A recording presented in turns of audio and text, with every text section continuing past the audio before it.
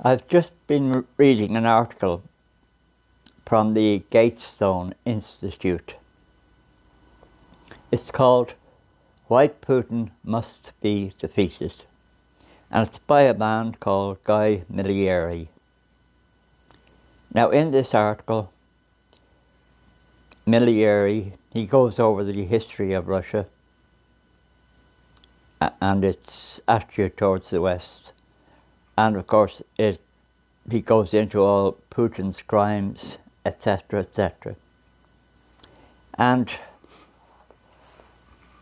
now I'll be honest, I didn't read the whole article. In fact, I more or less just glanced at a few paragraphs and I got the gist of it. I didn't see any need to depress myself unnecessarily. But in this article, anyhow, it's a very gung-ho, we must stop Putin at all costs. And there are comparisons between Putin and Hitler and how people didn't stand up to Hitler, and we know where that ended up. And, the West must stand up to Putin. We must learn the lessons of history. And as I say, Putin is equated with Hitler. And reading some of the comments below this article, it's obvious that a lot of the people reading this article agree with him that Putin is Hitler. Now, of course, throughout this article, at no point does he actually qualify what he means by the West. The logic of what this man is saying is that, I, let's say, and you, we should stand up to Putin. And even if that means having to fight him, to literally fight a war against him, we must fight a war to stop this.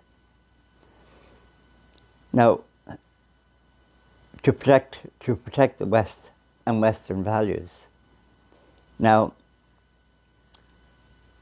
if I was young and healthy and of fighting age, I wouldn't fight for Ireland now, I wouldn't fight for the West.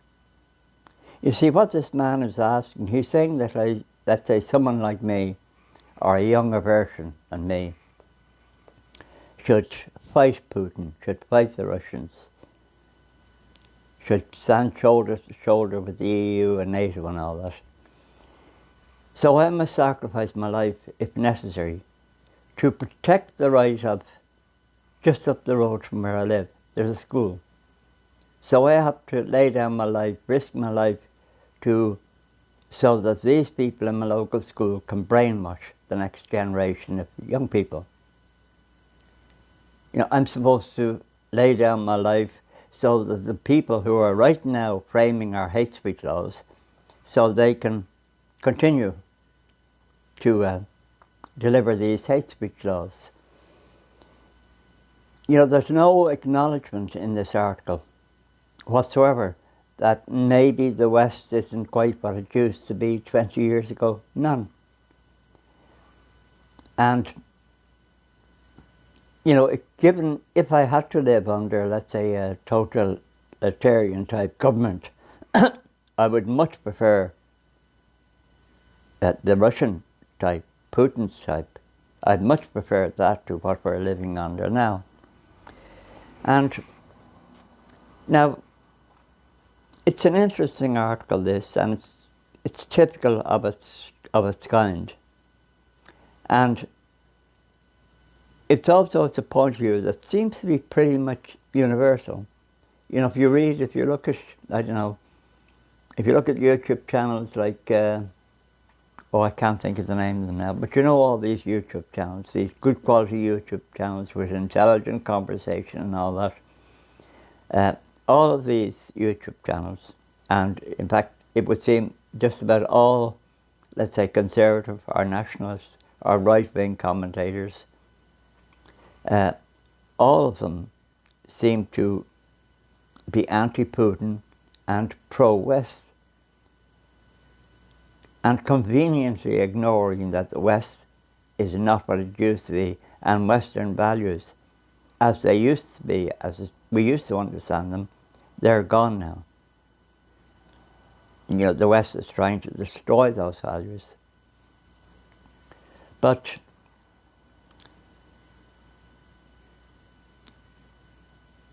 so, this is the sort of doublethink that we have, let's say, on the right.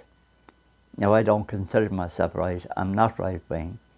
But just for convenience sake, I'd say on the right. This is the confused mindset of people on the right.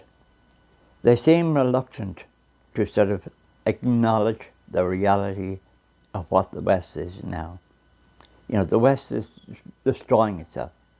The West, and this the entire West now, it's doing everything it can to replace its own populations. And yet people support this. People on the right support this. As usual, I'm waffling, not expressing myself very well, but the next point. Oh, and by the way, if you've never read or checked out the Gatestone Institute, I'll leave a link below. And it's an excellent source if you want to get information on, let's say, immigration.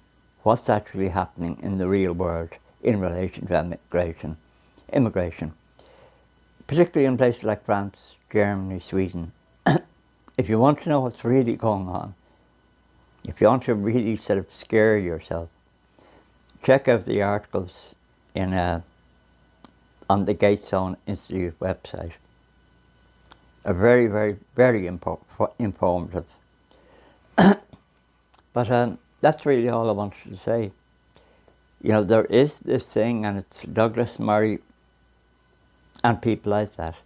They still have this idea that we must preserve the West, and they have this idea of Western values. Although at the same time, Douglas Murray is talking about there is a war on the West, and who's carrying out that war? Well, it's the West. A war against itself. So, now personally, with regard to Putin and the situation in Ukraine, I hope, and I really mean this, now this will probably be settled by negotiation, but I hope it gets worse. I hope it spreads. I really do hope it spreads, because it's either that or defeat. If, let's say, Putin were to negotiate a settlement, and you had a peace, let's say, in the area, no matter what happens, the fact is the EU is going to continue expanding. Right now, at the moment in Russia, in the more expensive universities and that, the woke thing is taking over. Young people in Russia, young, well-educated, which is to say affluent people in Russia, they're starting to buy into this woke thing. Now, if Russia, let's say, were to lose this war, or just reach a settlement, there's only one possible outcome, and that is that Russia inevitably will become woke. The West is going to pump money into LGBT people inside Russia itself. It's going to pump money into radical feminist groups inside Russia itself.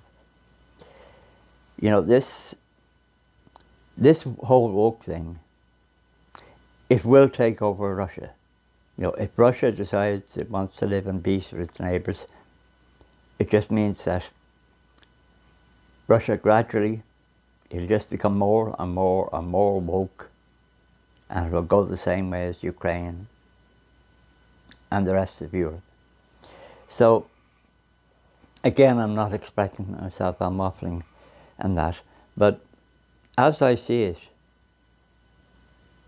if Russia wants to survive, and, oh yes, it seems to be the case that even if Putin were deposed tomorrow, if he was kicked out, it would seem that all of the people who would have the potential to take his place, all of them agree with him on the Ukraine situation. They're all pro-Ukraine war. Now, so regardless of who is in power in Russia, this war would probably be happening. But again, I'm making a complete total wasteness of this. But be that as it may, no, I can see only one possibility of Russia as we know it surviving, and that's going to war with the woke West. And I hope that happens. I hope we have a proper war in Ukraine that will spread and affect Ireland. I want that to happen. The Irish people, they deserve it. And, you know, if you think what is going to stop this woke thing, well, the only thing I think that might stop it is if Western Europe is pretty much destroyed. And if that's what it takes, I'm in favour of it. I am definitely in favour of Ireland being destroyed. You know, if Ireland is not destroyed, this woke thing, we're just going to get more and more and more of it. If you want to destroy this woke thing, you're going to have to batter Ireland. No other way. So I hope this Ukraine war, I hope it expands. I hope Europe ends up at war, a real war. I think it's the only way out. It's either a choice of that or a woke fascist future.